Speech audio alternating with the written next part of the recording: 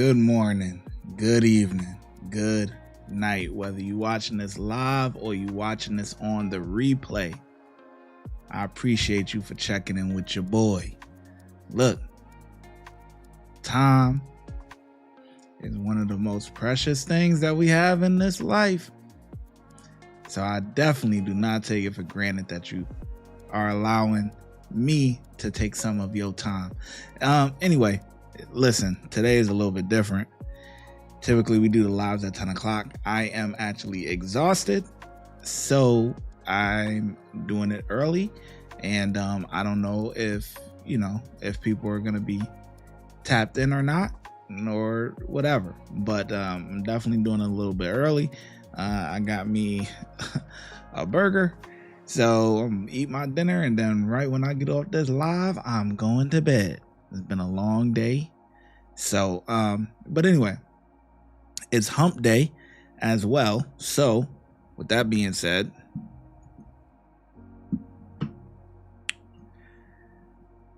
we're in the middle of the road. We're not quite at the weekend yet, but we're getting there. Okay, we're getting there. We're inching by. That's part of the reason why your boy is so tired. Okay, listen, middle of the road, man. But anyways, let's let me see real quick. Yeah, everything is good to go. Let me just make sure the live is public. I know it's a little bit okay. No, I see people. People are tuning in now. So anyway, we're good to go, man. But like I said, yeah. Wanda says, "Hey, I thought you were coming on 10." Yes. I'm very tired today, so if I didn't do it now, I'm not making it to 10. Okay. I am not making it to 10. So it was either do it now or go take a nap and probably not wake up at 10. Okay. But yeah, so anyway, like I was saying, I ordered me some dinner, so I got me a little cheeseburger here. So if you see me eating, that's what it is. Because right after this live, I am going to bed. All right. So anyway, let's see here. We got a video by the villains. Okay. And the title of the video is "Detective Realized She's Facing an Actual Psychopath." Okay. So let's get into this video here. Let's see what they actually talking about. What if somebody did this to Kelsey? Then what? Then what? What would you want to happen to the person that did this to Kelsey? If this was Kelsey's picture and they shot her and they laid her out naked on the ground and they spread her legs open and they touched her, what happens to that person that does that? This is Jeffrey Hazelwood. He just killed 2 innocent teenagers. What nobody can figure out is why.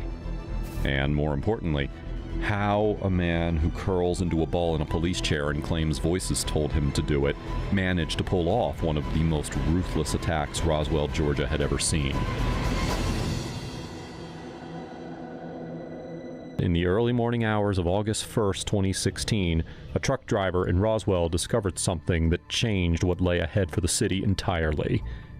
Instead of a summer day of fun in the sun and swimming in the local river, there would only be one thing on people's minds: the brutal murder of 2 beloved teenagers, Carter Davis and Natalie Henderson. Bravo 911, what's location emergency? I just drove around the Publix over here at Kings Plaza, and there looked like 2 bodies were laying behind the store beside the vehicle.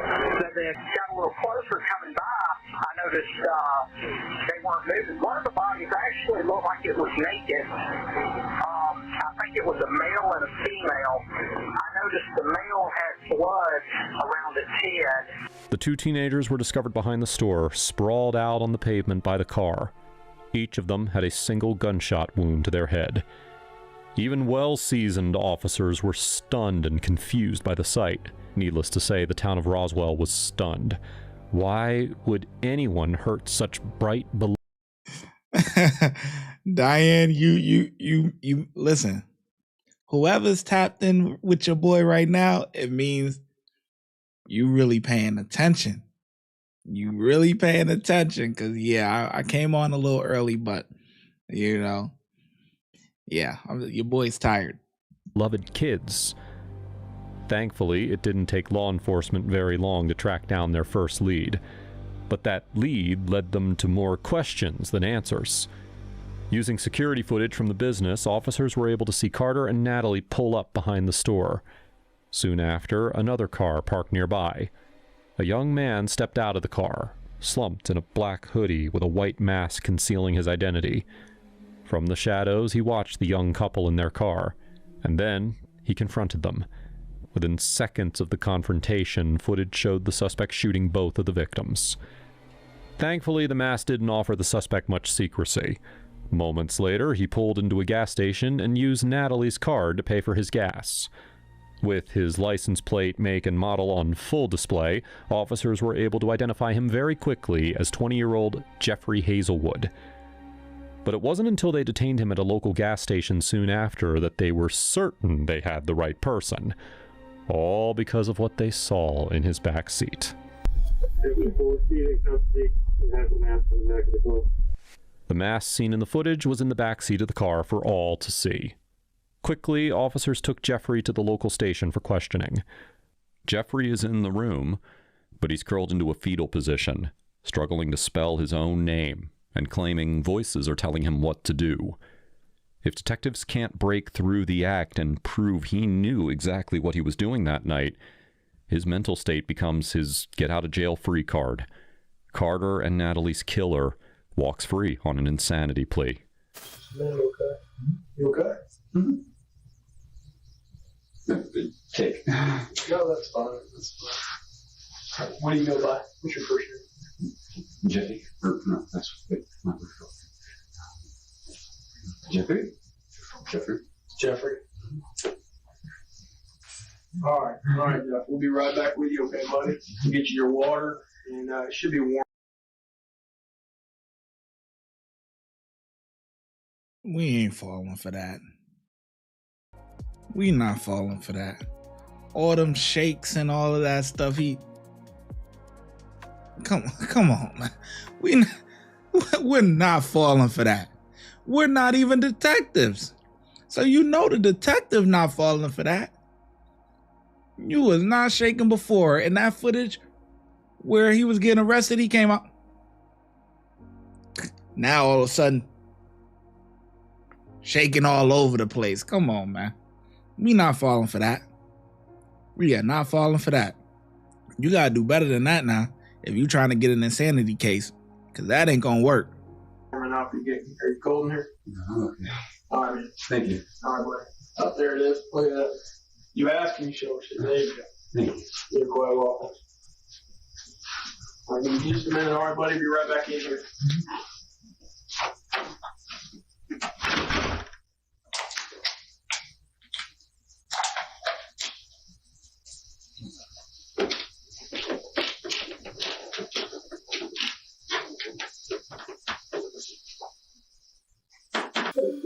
What's going on at all? I don't know why I'm here. What can I do?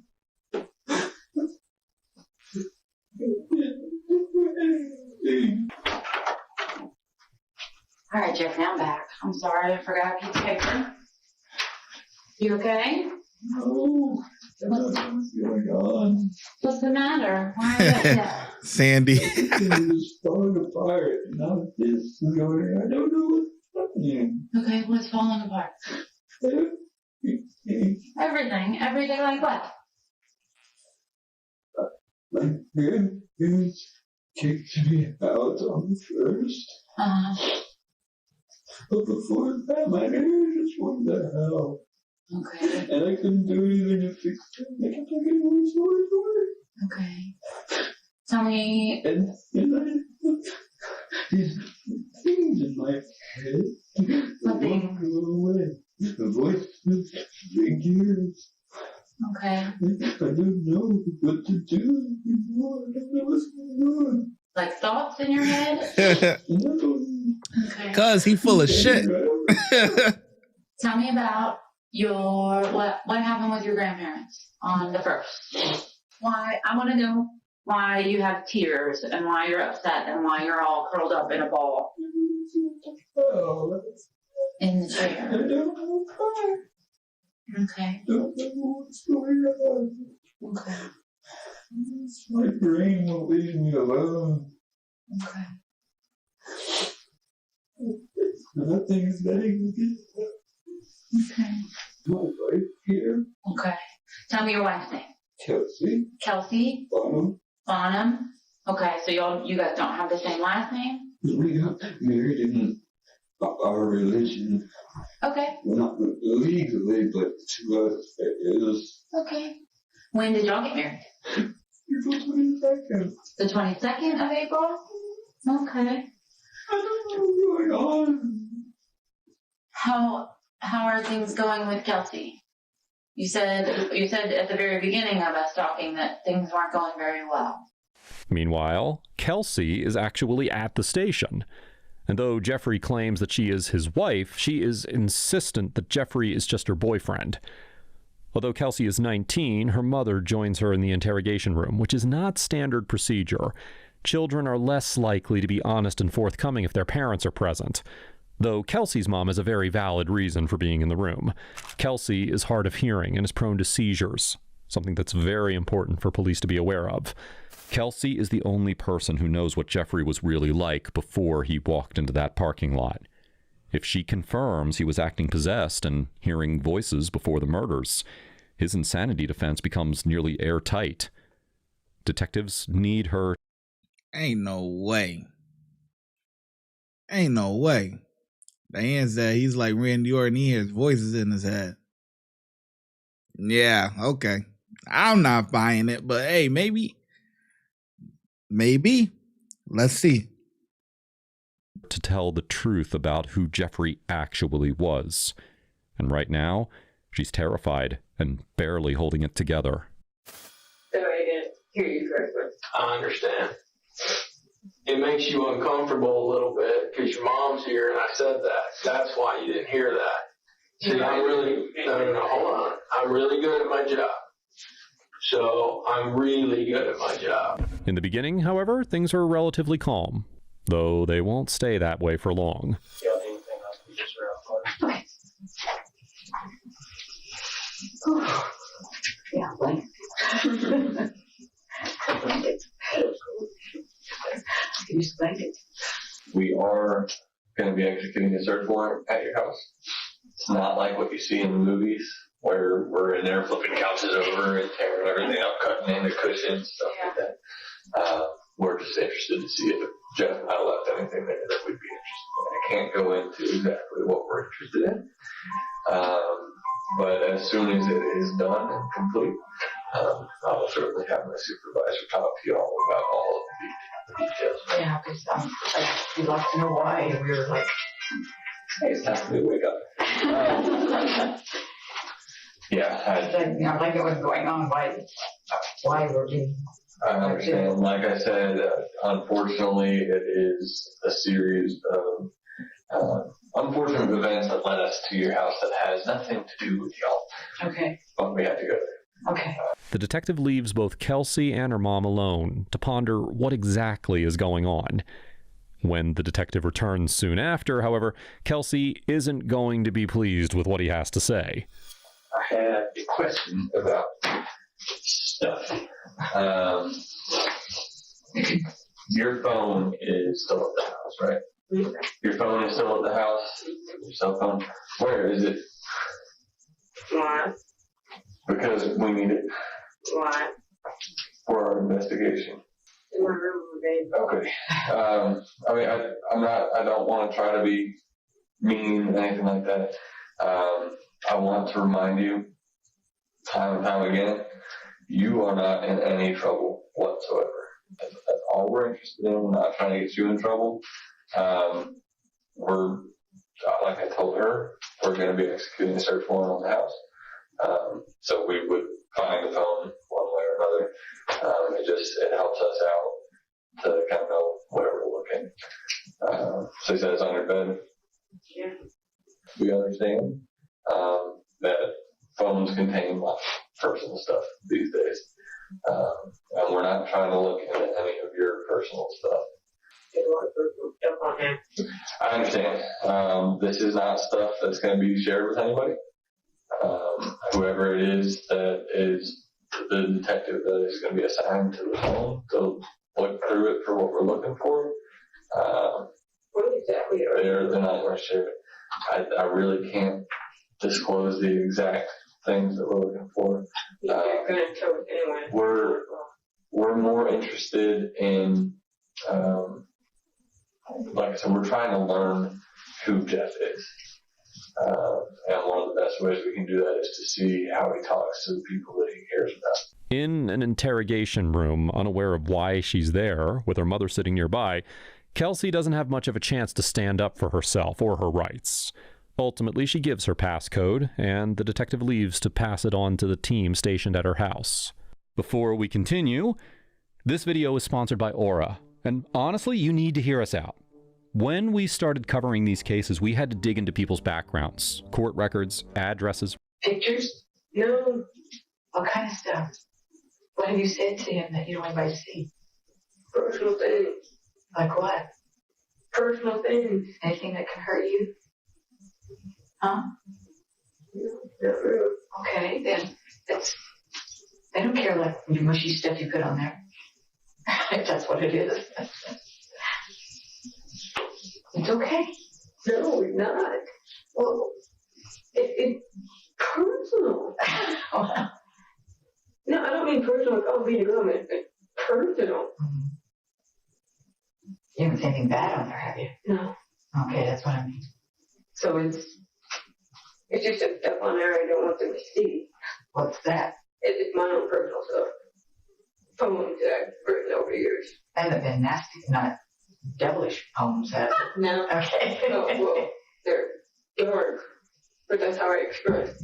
Back in Jeffrey's Exactly. interrogation room, he has... Exactly, Sandy. That's exactly what I'm thinking. But she's saying it's poems. Listen, cops ain't reading through your poems. Okay, if you got a bunch of notes or whatever, they're not reading through all of that. But maybe if you got something in there that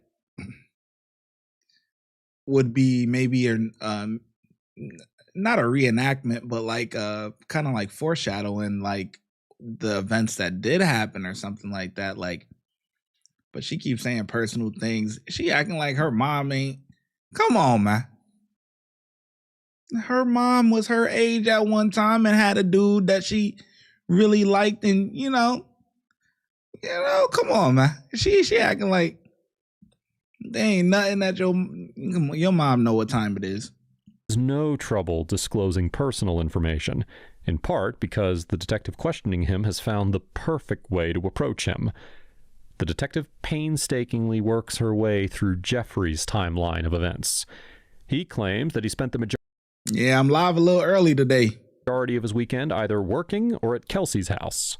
The night of the murders, he claims he left Kelsey's house in the early morning hours, went to his grandparents' house for about an hour to gather some of his things, and then went to a nearby park to sleep in his car. It is in the midst of this retelling, however, that Jeffrey divulges some shocking information. When I stopped at Quick Trip that once, before I got to the park, I found something really interesting in there. What? It's weird. I don't like them. What's up, Chris? What is it? It was a gun. Okay. At that Quick Trip right there at Mabry Road? It was behind it. And I was going to smoke a cigarette up there and kicked it. Okay. Ouch! Because I was barefoot. Uh-huh. And I picked it up and I was like, okay, well, if somebody left it, free. I Uh-huh. mean, I could sell it because I don't have a lot of money. Uh-huh. So I was like, okay, I can sell it. Right? And I was like playing with it. Went back to the park. Okay. And so you kept it? Because you were going to try to make some money? Mm-hmm. Okay. Can you tell me what it looked like? It was black, and it was one of the really short ones. Okay. Like one that you hold in your hand or one that you prop on your shoulder? Not that Like big. one of the No.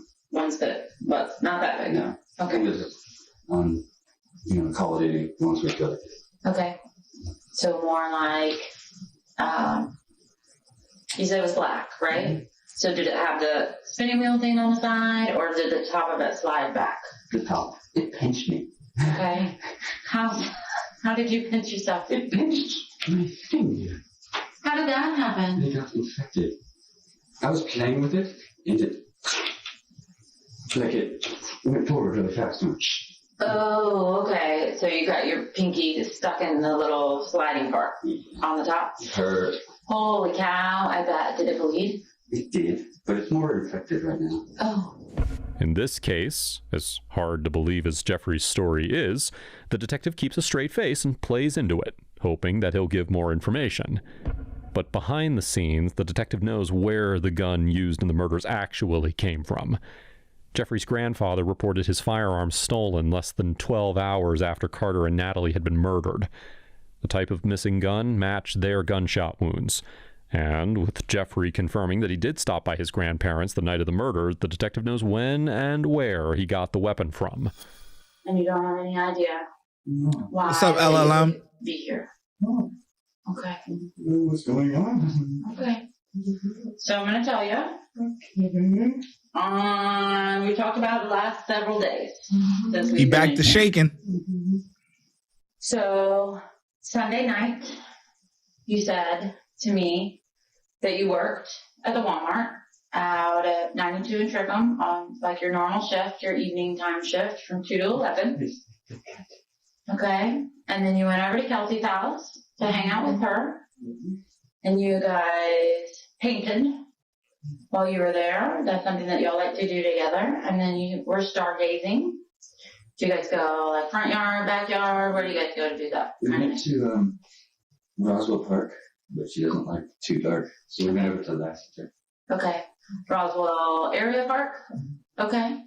Did you guys go like the baseball fields or the football fields? We drove and I parked where the bathrooms are, you know? Okay, yeah. And she said it was too dark. We went to Lassiter. Okay. We thought we could work through it. So where did you go at Lassiter? We went to the football field. Okay. The gates are open at night for people to run. Oh, okay. So they leave it open. Did you guys go on like the stadium part, or did you We go? went out to the middle of the field. Okay. All right. All right. So you guys spent that time together, and then you had sex. Did you guys have sex at the football field? Okay. We had it at, in the backyard of her house. Okay. We laid the blanket out and it was fun. Okay. And then after that, I'm assuming that you went back inside to watch TV. I don't know many people that have TVs out back. So you went inside and watched some Family Guy. Mm-hmm. And then you said it was about 2:30 in the morning. Mm-hmm. And you left her house and headed for Grandma's house. Okay. So at that point, we had a crime happen here in Roswell. Mm-hmm. That I heard about it the next day from her mom. It's horrible. okay. Why do you think I want to even more move up to Canton with that nice apartment? Yeah. But it's horrible. From Kelsey's house to your grandma's house, the place where the crime happened is directly in the middle of both of those two places. I take the Target, please. Okay. You still had to drive by the location where the incident happened. It is? Yeah. I have your car on video. So? Driving by the incident location. Yeah. I have you pulling into the parking lot where the incident occurred. Mm-hmm. I have you getting out of your car and walking around a little bit. I have you walking towards where the incident occurred. And I have you on video where the incident occurred. Oh. Tell me why you were there when that happened. I'm scared to say something. It was awful. It was covered in blood. Okay. Okay. It was awful. Okay. Tell me what you saw. Put it on the ground. Mm-hmm. Blood was everywhere. Man, he full of it, man. Bear 88, what's up? What's going on? Listen. Oh wait, damn, it's in the shot. Let's see here. All right. Yeah, listen, this guy, every time the questions get harder is when all this shaking and all this other, the whole crying and all that stuff happens. He was just sitting there as she's saying whatever she's saying. He's like, oh, that's horrible. And now it's his time to talk. Now it's, I don't want to talk. And, I don't want to say anything. I'm scared. Come on, man. You know what you did. And now he's coming to the realization that your life is over. It's over.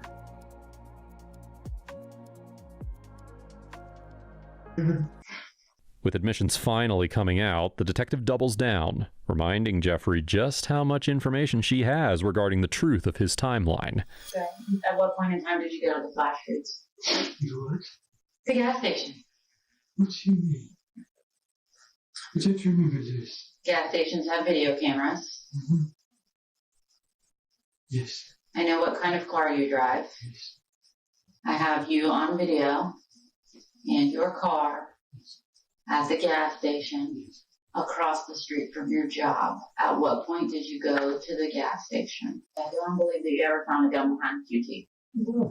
Because the employees hang out behind the QT, and that's where they smoke their cigarettes and take their breaks. Mm-hmm. If there was a gun laying with bullets in a bag, in a case, I'm pretty sure that one of the employees would have been able to see it. It's lit back there.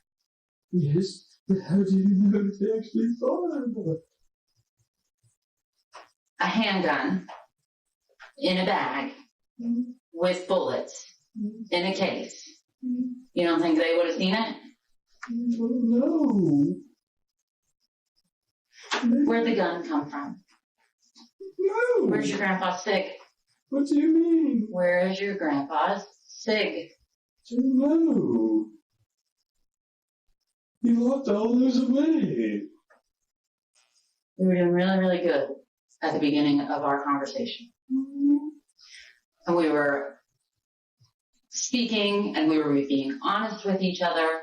And right now what I need for you to do is just to be honest with me again, because your whole idea of what's going on in here right now has changed. What do you mean? A few minutes ago, the most important thing to you in the whole wide world was seeing Kelsey again, right? Okay, so you think making up some story about stealing jumper cables is sufficient, and you randomly walking upon being the only other car in a parking lot all night long with two dead people. I'm not making up a story. Who stole the gun from your grandpa's house? You were there the night that it was stolen. Who else was with you? What do you mean? I don't know. I didn't steal it. I didn't do any of that. So that gun's not in the back of your car? The stolen gun from your grandfather's house is not the one that's in the back of your car. It's not my picture. With a little more pressure, Jeffrey cracks and leads the detective down a completely different avenue. I don't know his name. Whose name? No, Whose name? the guy I gave it to. The guy you gave it to. The guy you gave what to? The gun. He said he wanted to practice. Okay. He said he wanted to practice. Do you think he's the guy that shot them? No. Using Who crazy did the gun to? baby You don't know crying his name? What he sounds. looks like. All I know is Matt. His name is Matt. When did you give him the gun? A week ago. You didn't find it a week ago. You told me you found it on Sunday night. It's only Wednesday. Jeffrey's strange statement leaves detectives with a question. Is anyone else involved in this crime? or at the very least aware of it? In a nearby interrogation room, another detective hopes to get that answer from Kelsey. I think you've done pretty well so far. I don't want to see you lie for him either, okay? Sometimes love is blind. So, has he given you or told you about anything that he's done recently that would be, in your eyes, shocking? No. No? All right, so here's what the deal is. You know, I told you they sent me to all those fancy schools. Mm-hmm. You just lied to me. No, I didn't. Okay. Okay, yes, I looked away, but no, I'm not going to do that thing. That's not just look away, and I can't describe everything. I've been doing this for a long time, okay? All I can tell you is I'm trying to remove you from any kind of association. If you give me deception and I know you're lying to me, then I have no alternative than to put you over here as opposed to over here. I kept you over here just because you have knowledge of something. I tell you. Listen, you're trying to convince me now. No, he tried to commit suicide. Okay. And I had to revive him 3 times, okay? When was that? Wait. Okay, well that's not the... Wait, what'd she say? From any kind of association. If you give me deception and I know you're lying to me, then I have no alternative than to put you over here as opposed to over here. I kept you over here just because you have knowledge of something. I tell you. Listen, you're trying to convince me now. No, he tried to commit suicide. Okay. And I had to revive him 3 times, okay? When was that? About 3 weeks ago. Okay, well that's not the... How did he try to commit suicide? With what method? He had a gun? No, painkillers. He had what? Painkillers. When he fucked up with me, the doctor gave him painkillers. Okay. And he took 3 of them. Then he was messed up for a while. Couldn't remember anything for about a week. Okay. And that's the most shocking thing I know, okay? Okay. So did you call rescue? He was taken to my hospital. And I know why he did it. But you revived him 3 times with CPR and you didn't call an ambulance. I was a nursing major. Okay, again, if you're a nursing major, you would know. I know, I should have called, but he didn't. So you brought somebody back from cardiac arrest 3 different times. I want you to understand I've been on a multitude of calls, and I want you to know something. I trust you up to that point, but what I saw was it's called... break this down because it's not adding up. Break it down for me, man, because it's not adding up. You revived someone 3 times because you was a nursing major. You don't think you got to call the ambulance? Or if you don't want to call the ambulance, take them to the hospital? Break it down for me. Maybe I'm missing something. Pause of deliberation. You were trying to tell me something else about suicide when in fact you had something else on your mind. It's okay, because what's going to happen is when I walk out of here, I'm really tired. I've been going for a long time. Yeah, I've been going. I haven't gone weeks because of that. Because of what? It's suicide. That's when he started changing, mainly. After that, he got even more angrier and furious. Did he ever touch you? No, but he had. Describe to me his anger. He had schizophrenia. Okay. And he went into an episode. What's an episode? Describe that to me. You're safe here. This is a safe room. This is a safe space. I've told you, if you tell me the truth, because later if I find out something different, it's different. And I don't call you anymore. I don't talk to you anymore.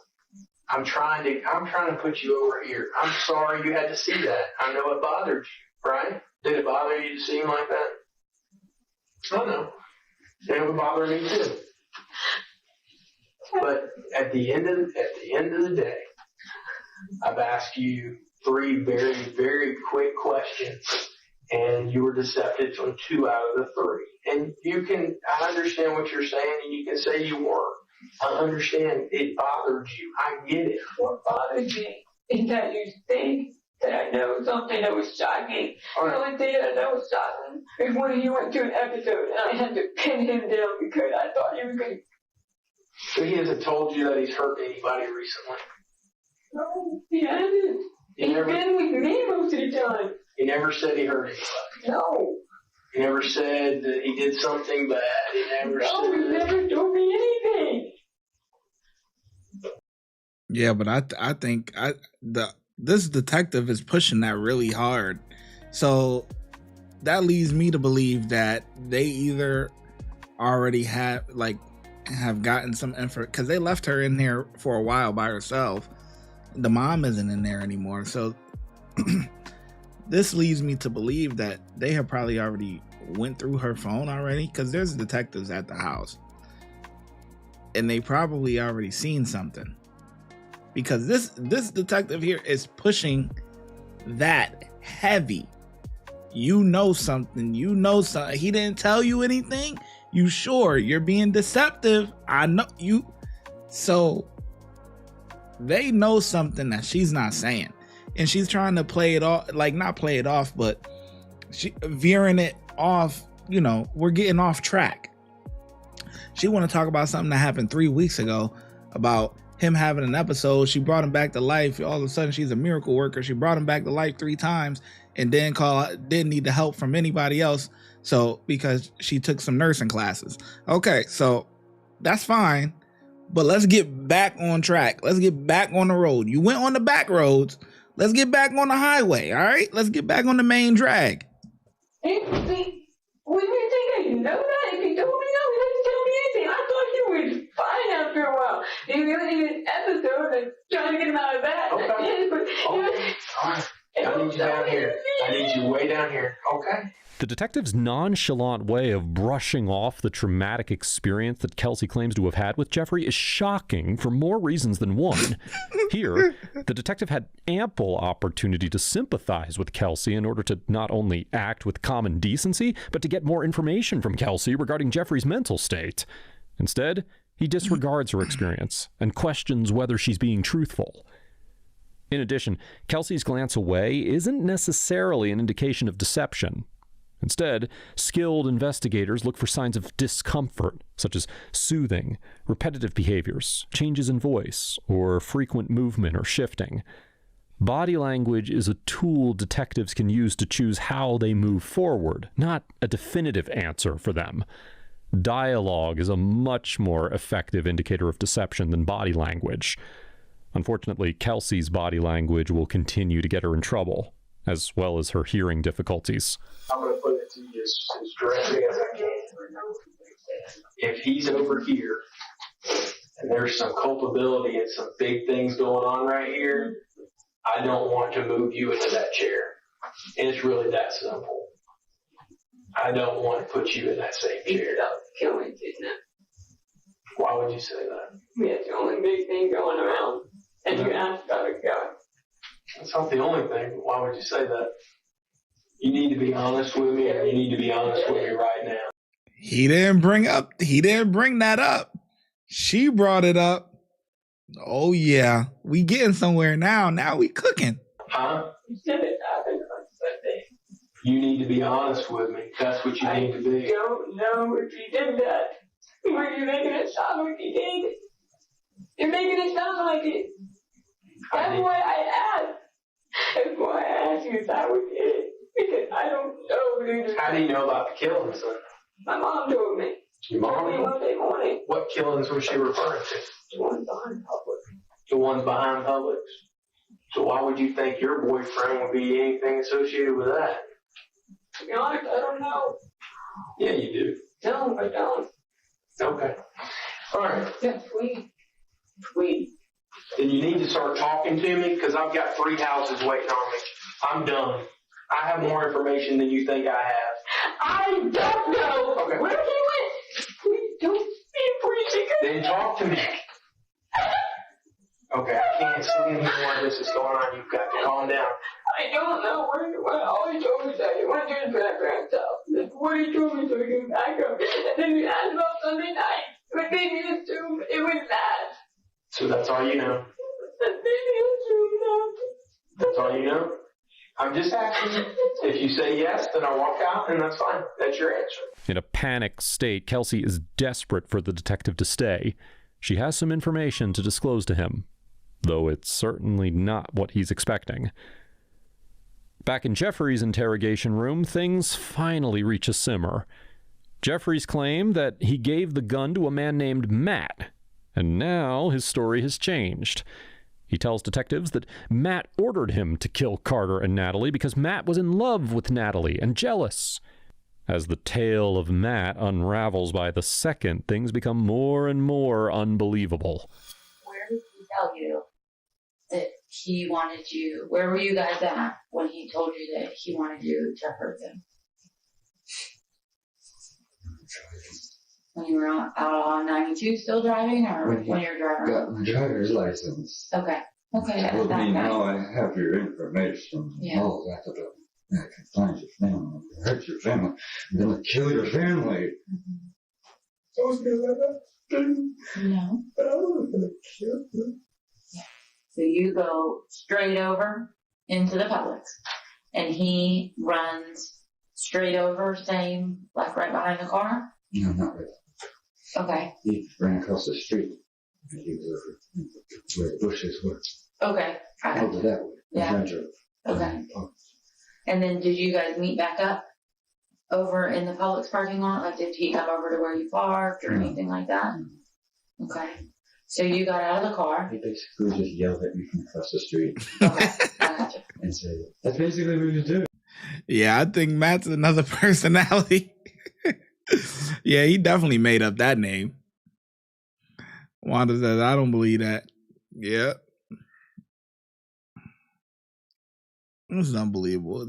Watching his, I would much rather watch the girls' interrogation because at least to me, it's a little bit more entertaining. You know what I'm saying? She almost got up. When she seen the detective get up, she getting up. Wait. You know, to me, it's a lot more entertaining than this. He's talking so low and talking gibberish. I can't even understand what this guy is saying. So kudos to, you know, the AI narration or whatever, the guy or whatever, whoever's doing the narrating, because really to break it down, because I don't understand what he's talking about, honestly. Wanda says, I want to know what his mom has to say to keep that detective there. Yeah. He was hiding himself. Okay. I'm just trying to see where he may have been and where we may be able to get him. Like where there's some light back there or something. Maybe a shadow. He was always... Jeffrey proceeds to tell the investigator that Matt yelled at him from the edge of the bushes, threatening his family and his wife if he didn't hurry up and kill them. Jeffrey approached the car where the two were in the back seat and ordered them to get out. He then hit Carter, knocking him down. And then what happened next? He kept on yelling at me for me to kill them. Kill them. Remember what I could do to your family. Kill them. Remember your family. I was like, you want to save your family, you'll do it. So the boy falls out of the car. Did you ever hit the girl? Was that the only time that you hit the boy? And he told you that wasn't good enough. That wasn't going to work. So did the boy get up from the ground? And then what did the boy do? He was basically yelling. He was starting to come at me. And I looked back and he wasn't doing it. He kept on yelling to me and all that fucking craziness, head shit. And next thing I know, I'm looking around. Next thing I know, boom. So the boy goes down to the ground. Do you remember how he fell down to the ground? I don't remember that. Did he fall over like backwards, or did he fall forwards? I don't remember how they ended up where they ended up because it's I have no idea. Okay. It just all worked. Yeah. Like so my brain. where was the girl when the boy was coming at you? She was over by her car. She was by the car. And what was she doing? Was she saying anything? She was yelling at me too. What was she yelling? She was yelling, what the fuck? Why did you do that? I don't know. He's telling me to. She looked over there and saw him. And he yelled, kill her, kill her, kill her. Remember the fucking family. It's always about what is my thing. After, Jeffrey claims that Matt told him to move the bodies. Horrifically, that was not all. He didn't tell you to do anything else to her? I wanted to fuck her out. Okay, no. He told me. But I need to know all of it. What else did he? Just block all of it out. I know. I didn't mean to do all of this. No. Tell me where else he touched her on her body. Where else did he tell you to touch her? He told me that he wanted me to touch her. I was like, no. To touch her where? Anywhere. Okay. He wanted me to do whatever. But I was like, no, that's only for my wife. Mm-hmm. That's the way I am. It's only for one special person. Right. He had me spank her for some reason. Wanted you to spank her? He said, spank the naughty bitch. And I'm like, what? I do it. Hey. Okay. Was that before he told you to move her leg? With that horrible admission, the detective has something to tell Jeffrey. Whether he knows this to be true or not may lie in the hands of Kelsey. Is it a man? Because we have the video. There was no Matt. He was over in the trees. You can see the trees. You can see it from the ambient light from Publix. Oh. He was over in the trees, yelling at me. In Kelsey's interrogation room, she finally has information to disclose to the detective. Information that Jeffrey himself admits. What medications does he take, do you know? He's not on medication right now. No, is he supposed to be? So I would assume that if he's not taking his medications, but he's supposed to be, that you may have seen changes in his personality. Mm-hmm. Is that accurate? What kind of changes was he doing, acting differently? Why are you asking these kind of questions? Like I said, we're trying to get to know Jeff. I want to know who he normally is. I want to know who he is when he's off his medications. I want to know everything that I can without actually speaking with him. Just say whatever it is, Gussie, because I don't know anything about it. They're trying to help Oh, him, the okay? mom is So just back. tell him what it is. Because I don't know. You know what you know? That makes me very... Hold on. Mom says she know. Hold on, Mama says she knows something. She said because Changes. What? What's he doing, acting differently? Why are you asking these kind of questions? Like I said, we're trying to get to know Jeff. I want to know who he normally is. I want to know who he is when he's off his medications. I want to know everything that I can without actually speaking with him. Just say whatever it is, Gussie, because I don't know anything about it. They're trying to help him, okay? So just tell him what it is. Because I don't know. You know what you know? That makes me very... If you want to wait outside with the other officer, you can stay close, and then we'll bring you back in.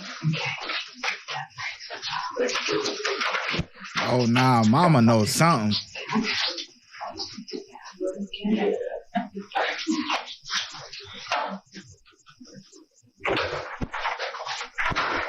Are you okay? I don't like these questions. I mean, with him, if he's acting in a way that you don't want your mom to be here, I want to make sure that you're safe. And anytime I hear that somebody is not taking their medications, it becomes concerning.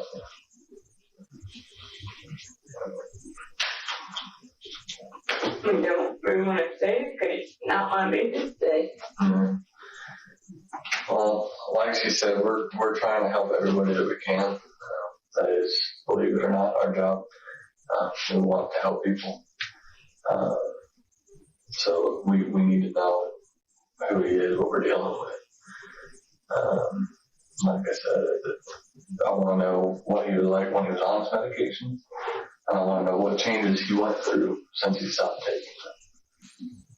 When I first met him, he was on his medication, and he went back on his medication. Okay. Because he wanted to stay normal. I wanted to see normal, so he started taking the meds again. Mm-hmm. Okay. But as he started taking them, he became like a zombie. I mean, taking medicine and it Just kind of mellows out a little too much. Mm-hmm. I understand. He told me he didn't feel like himself, and that he felt like he was kind of there. Yeah. So he went off him. And he was fine at first. He was happy, joking around. And he started getting angry all the time. You know, did he mention what he was angry about? Hmm? Did he mention what he was angry about, or was it just like anything? He was just saying anything. But he'd never hurt anybody. Okay. Jeffrey had been diagnosed with schizophrenia and was off his antipsychotics cold turkey leading up to this horrible incident. It is important to note that in general, people with schizophrenia aren't violent or dangerous. In fact, people with schizophrenia are more likely to be victims of violence than to be perpetrators.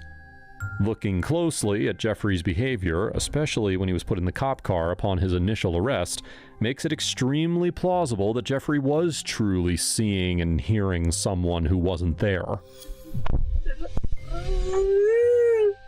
What happened? But I didn't do anything. What's going on?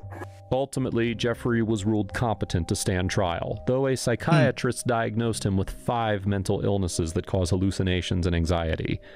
He accepted a plea deal, and as a result was sentenced to life in prison. To this day, he remains incarcerated. The plea deal. The plea deal is life in prison. Oh my God. That's the plea deal. Oh my God. The plea deal agreement is that he got life in prison. Oh man. Oh, man. I love the justice system. Sometimes that shows. Yo. How typically with a plea deal you're agreeing to something for lesser terms, right? See, yeah, that's how I know I'm tired, because I start laughing too much. Anyway. But how is the plea deal life in prison? Oh shit.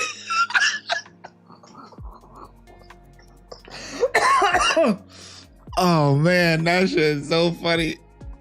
That shit is so funny, man. Like, it was like the whole video was kind of dead. The end was just hilarious. Like, oh my God, that was so funny. But anyway, a video came out earlier today, and well, let me see. Well, if this was in Florida, we have the death penalty. Yeah. Yeah, so earlier today or yesterday, a video came out, and we did the first half of it a while back. A few weeks ago, maybe 2 weeks ago now. And it was when we did the Tommy G, when he went into the prison. But he went on the men's side, and you know, they got with the dude that's known for throwing feces and stuff at COs and everything like that.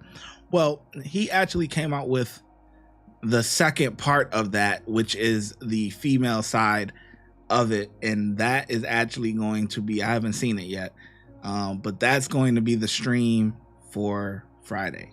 Okay. That video that's in the middle, that's on the screen. The female side of Atlanta's craziest jail. So that's going to be the stream. That's going to be the video, the live stream for Friday. But yeah. Whew. God, that was hilarious. Oh my God. He said the plea deal was life in prison. Insane, man. But yeah, his girlfriend and stuff, she not wrapped too tight neither. I mean, you know, it's not wrong with having a disability and stuff like that, a little hearing, and you know, that's not a big deal, but something else is going on up there. Cause yeah, they both were, yeah, they're both kind of meant for each other and stuff. But yeah, that's that. Anyway, yeah, so I'm glad you guys found me. You know, you guys found out that I was live and tapped in, because we're ahead of schedule. You know, let me know, do you guys like this time? You know, it's a little bit earlier. Do you guys prefer this time over Friday? We'll see. Over 10 o'clock. You know, I know 10 o'clock is kind of late for some people, but 8 is a little better. But the only reason I really went at this time is just because I'm super tired. So it's 9:30. Yeah, I'm gonna be asleep by 10. Okay, you can see it in my eyes. Eyes, yeah, it's over with. But yeah, so hopefully you guys have a good rest of y'all week. It's hump day. Let's get on the other side of it, man. Let's ride it on out, man. Let's ride it on out, and I'm gonna see you guys on Friday. And you know, obviously we still got videos that's coming out, you know, tomorrow and all that stuff. So, but I'll see you guys on Friday's live. I got the notification. I wasn't expecting it, but it was yeah, that's why it's important. When you see the post go up earlier in the day, just click the link below and then click notify me, because even if I do change the time, you're still gonna get notified. 88 says, yeah, 10 p.m. is too late. Good night, sleep well. Good night. Yeah, get some sleep. Yeah, you know what? I'm gonna take these couple of days and by Friday I'll see, because I might change it to 8, at least 2 hours ahead of time. I didn't mind this, and then we're ending around 9:30. That's not bad. Or well, I started this at 8:30, but if I do change it, I'll bump it up to 8. You know, maybe 8 p.m. Eastern, 2 hours ahead. We'll see. But yeah, it's 11:20 Thursday, Australia. Oh, damn. Oh, you in the morning. Australia. Oh, we got Australia in the building? Yeah. Okay. All right. People watching from all over. That's pretty cool, man. But yeah. All right. So yeah, you can see how messed up the American American system is, huh? But yeah, anyway, you guys enjoy the rest of y'all week. I'm gonna catch y'all on Fridays for Friday's live. And or for Chris, it'll be Saturday. But yeah, that's it, man. You guys have a good week. Good night. Peace.